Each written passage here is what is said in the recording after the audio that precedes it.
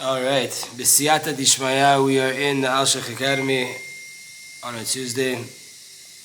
We are going to learn B'zat Hashem two teachings in Byam Darkecha. The first is Ma'amar Vav, and this amazing fifth day of Chanukah, which the fifth day is known to be Mesugal for a lot of tefillot and a lot of miracles, so take advantage.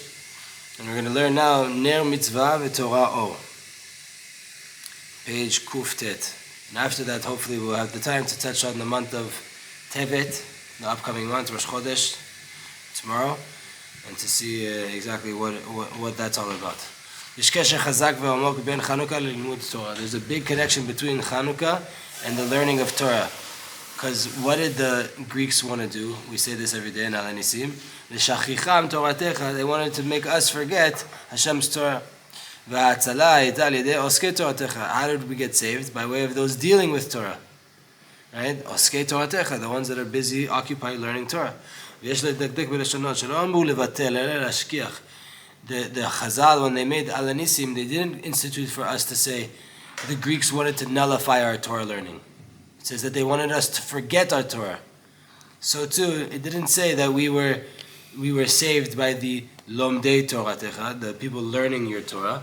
No, we were saved by those occupied with your Torah, those busy with your Torah. The Torah is light, and Greece is darkness. The Greeks are darkness. There's a depth here that we have to clarify. If the Greeks are darkness, like the rabbi said, Choshech al pnei to'om, in the beginning of Bereshit, right? We have like the whole description in the first three psukim of the beginning of creation. And it says that there was darkness over the abyss, right? The rabbis say, what is this darkness over the abyss? Zo malchut Yavan she'chshicha enehem shel Israel. This is the kingship of Greece, that they made the eyes of Israel dark. V'hine hachoshech eno mevatel et hamitziut hadavar. Darkness doesn't nullify the reality of something. Just that thing stays in its place, and the darkness causes that the eyes won't be able to see it. So too the Greeks, by way of their kfirah, by way of their heresy, and their general culture, they desired to make Israel lose the light of the Torah. Aora pnimi, the internal light of the Torah. They didn't care if you learned the wisdom that's inside the Torah, if you treated it like any other textbook in school. That wasn't a problem. It bothered them that there's an internal light to the Torah, that there's the soul of Hashem inside the Torah. The light of the Torah is the light of Hashem Yitbarach himself. His light is hidden inside the Holy Torah. Like the rabbi said, Ana nafshi kitvit yahavat. Right? I wrote, Anochi is an acronym for me, my soul I've written in here. Meaning Hashem wrote his soul into the Torah. זה הולך להיות חזרה בשבילך קצת, של הלימודים על התורה. ממילא בשביל לזכות להרגיש אור התורה, in order to merit, to feel the sweetness of the Torah, we have to seek after the light of Hashem Yitbarach. We have to seek out his light in a way that I have nothing in my world besides Hashem. That's all I want in my life is to understand, is to find Hashem. And to understand that there's nothing besides Him, and not to give importance to anything besides Him, just to seek out the light of Hashem in every single thing. We have to learn Torah from a will to cling ourselves to Hashem, and that's what it's called, limud lishma, learning for the sake of heaven. The Torah is very, very desired in front of Hashem. And that's the Torah that is learned lishma. The Torah that is learned in order for the person that's learning. He doesn't approach it as a book like, let's get wiser right now. Let me learn geometry, algebra, geography, whatever it is. That's not the same approach. When we come to learn anything, not only are we getting wiser, that's a bonus. What we're really doing, the main goal is clinging to the light of Hashem. The rabbis allowed us to learn not for the sake of heaven, meaning to learn for all different other kind of calculations, for the good breakfast that you get at the Alshech Academy, right? for whatever it might be. If you're in kollel, for the money you're going to get paid, right? In order to complete a program, to be called rabbi, all these different ulterior motives, the rabbis allowed you to do that. But this heter, this permission that they gave us to learn for ulterior motives, is only in the end of the day to come back to learning for the right reason.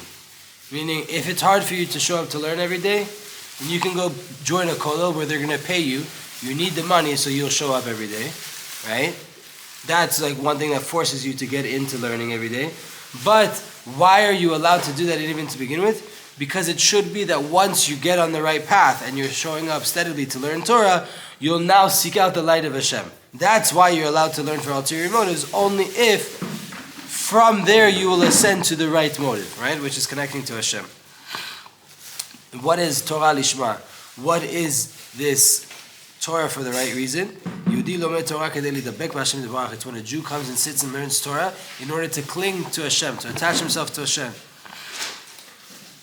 And proper learning Torah brings a person to closeness with Hashem.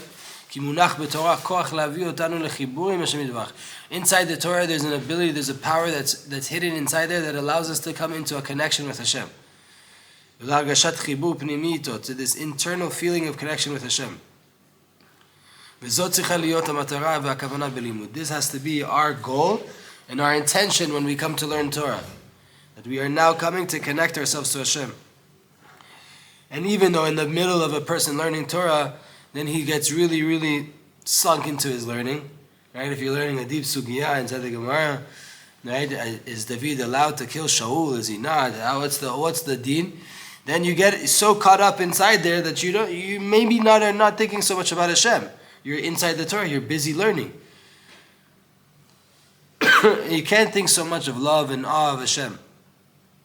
Even though that's the case, if the approach from the beginning was, I'm coming to learn and connect with Hashem Yitbarach, then all of your learning is for the sake of heaven.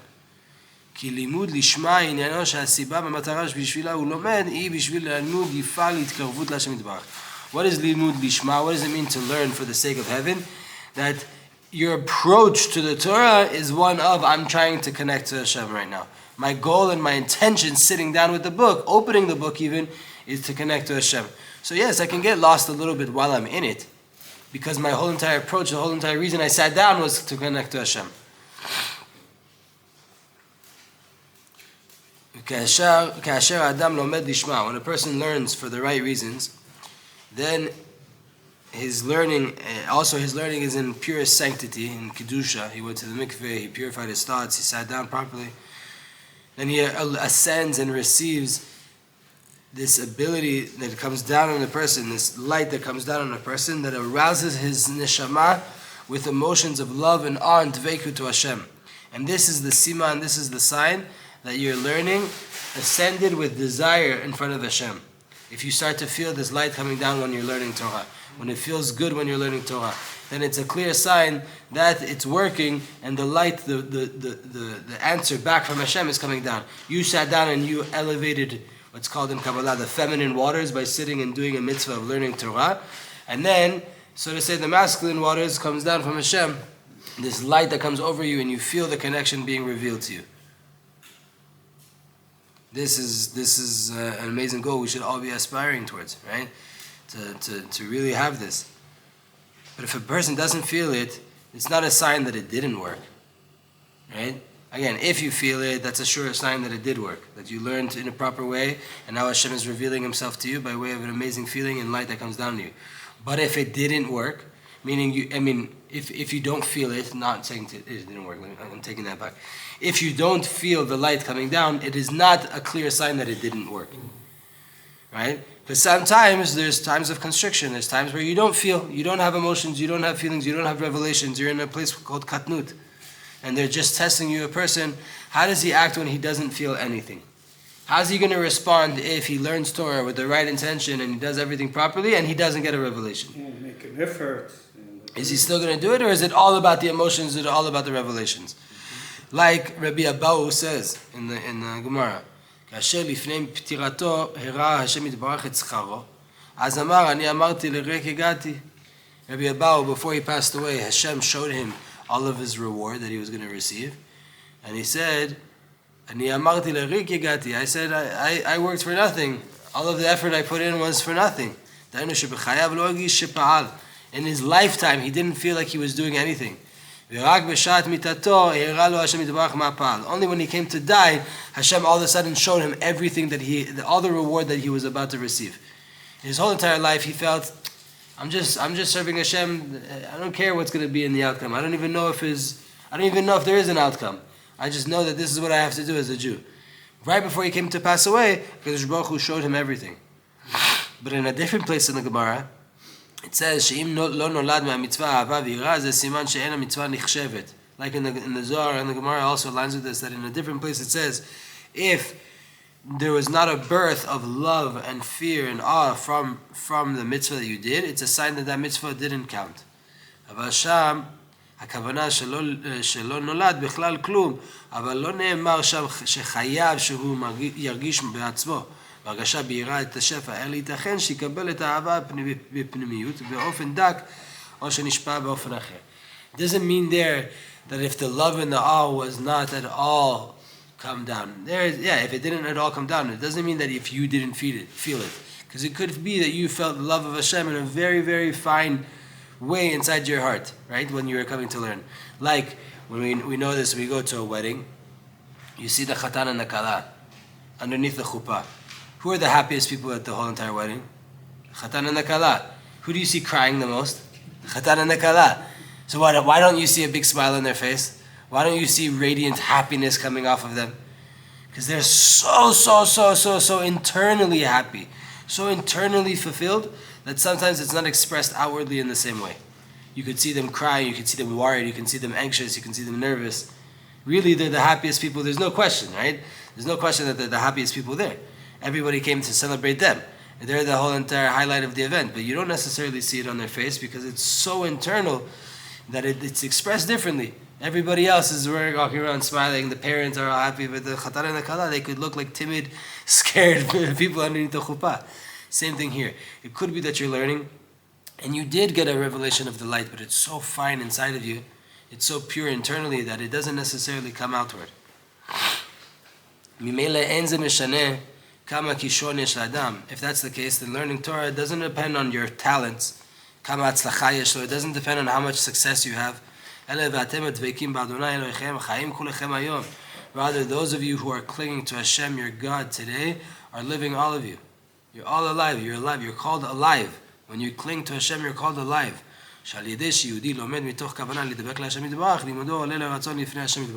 By way of a Jew learning for the right reason, then his Torah starts to ascend in front of Hashem, and the light comes down on a person, a brand new shefa of kirvat elokim li tov. Being close to Hashem, for me, that's good. And you merit to take immense pleasure in HaKadosh Baruch Hu.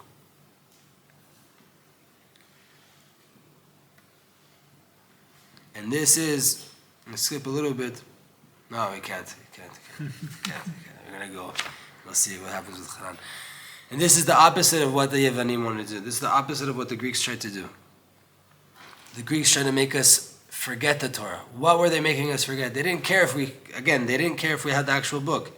They didn't care if we learned Gemara and Mishnah and all those things. They could not care less if we did it in a way like they learn.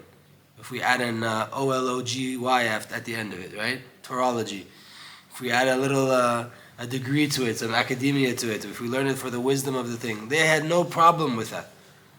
What were they trying to do? Make us forget the Torah, right? The chokhmah doesn't matter. To make you forget that Hashem's soul is behind the Torah. To make you forget why you opened the book. That's what they wanted to do, to make it completely external and to remove all of the depth that's hidden inside the Torah. And then to learn in a place that in a way that you're going to be successful, you have to purify yourself and sanctify yourself. The light of the Torah is so sweet. It's such a sweet thing, like the David HaMelech says, "Metukim midvash v'nofet tzufim." Your Torah is sweeter than honey and better than the most amazing views in the world. Me'irat einayim, it illuminates the eyes. I remember when I made tshuva and I left America, I came back to Israel, and I went to yeshiva. When I was in America, I wasn't keeping Shabbat. I was like in the beginning of the path, but I wasn't there yet. After 4 months in yeshiva, not really leaving too much, I had a friend come from Miami, and he saw me in Jerusalem. He's like, bro, you're on fire, you're glowing. What is this? You look amazing. What is it? I was malnutrition. I was eating yeshiva food. I wasn't eating. Everything physical was the opposite of what he was saying. But I was learning Torah for a couple hours every single day. And he could see it. He saw it. He just saw me 4 months ago. Now he sees me later. What changed? The fact that I was back in Eretz Yisrael, and then I was learning Torah every day. Before that, I wasn't. I was working and I was in Chutz Haaretz. That, physically, I was eating better in America, and I was not eating as good in Israel. So you see, the Torah illuminates the eyes of the person. So how is it possible that we have people that learn Torah and don't feel this? And it all happens because of the Greeks. Because they made a blemish in the Kedusha of the Torah. And they made us think that, chas v'shalom, there's other things and other ideas in the world besides Hashem. That is what's called, in general, Greek philosophy. Chokhmah Yevanit. That makes the neshama dark in the recognition of the internal reality of Hashem Yitbarach. That, again, what did we say about darkness? Darkness doesn't mean that the thing isn't there. The thing is there, it's just you can't see it. Thank you, sir. Excuse me, guys.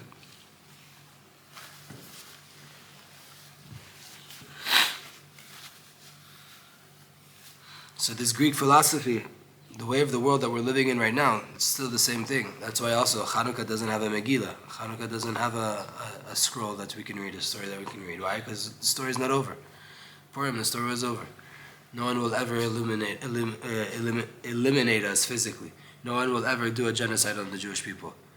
Complete genocide. That won't ever happen. But the spiritual war of darkness versus light, we're still in that. We're still in the story. So how could we read a story every year on Chanukah if we haven't finished the whole entire story yet?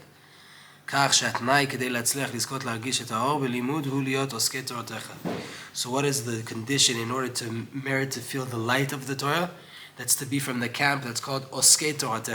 Those occupied with the Torah, those dealing with your Torah. It's not about learning it. We weren't saved by people learning Torah. We were saved by people living Torah, by people occupied by Torah, by people that are dedicated to Torah. Meaning to learn from a desire to cling to Hashem Yitbarach. From people that are seeking out to find the light of Hashem that's hidden inside the Torah, that's Oskei Toratecha. Why are they dealing with Torah and not learning Torah? Because the point is not about the learning. If they're just learning Torah, then you're Lomdei Toratecha. But when it's Oskei Toratecha, when it's those who are occupied, those that are dealing with your Torah, then they're approaching the Torah with a different goal. One is to learn, and two, which is more important, is to be busy with the Torah in order to reveal the light of Hashem that's hidden inside the Torah. A completely different thing. You have to be osek. When you're occupied with the Torah, then it's a consistent thing. It's not something that here and there I pick up a book, I open a book, and I want some inspiration, and I want to feel better. That's a good. Let's give out. Maybe we all bring our inspiration and our good feelings from the Torah, God willing. But that's not what it means. There's an importance here. I recognize that the Torah is the main aspect of my life. It's the most important thing that I have in my life. Talmud Torah keneged kulam, right? The learning of Torah is in correspondence to all of the whole entire 613 mitzvot. Torah meirit advekut, and this is what it means. The title of this chapter was Ner Mitzvah v'Torah Or. The candle is a mitzvah, and the Torah is the light. A Torah is mahut or eloki. The Torah, in its essence, is godly light. Therefore, when you merit to deal with Torah properly, then the Torah is acquired inside of you, and you acquire the light of the Ner. Again, what is Ner? We talked about Ner, that Ner is the yichud of your thoughts, your emotions, and your actions completely to Hashem. There's 6 holy names that correspond to those 3 parts of your being, and if you add up all the names together, we get out to 250, which is Gematria Ner, Ladlik Ner Chanukah, to ignite the Ner, the 3 levels of my being, to dwell in the Shekhinah. Right? That's the secret behind the words Ladlik Ner Chanukah. Right? To ignite my soul in all 3 levels, to dwell inside the light of the Shekhinah. So when we learn Torah properly, you acquire that light inside of your three levels of your being: thoughts, emotions, and actions.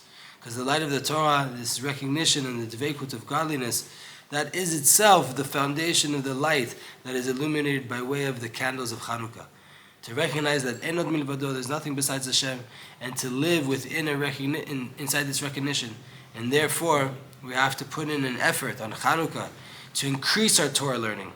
From a desire, from a place that I want to cling to HaKadosh Baruch Hu, I want to connect to Hashem by way of my learning.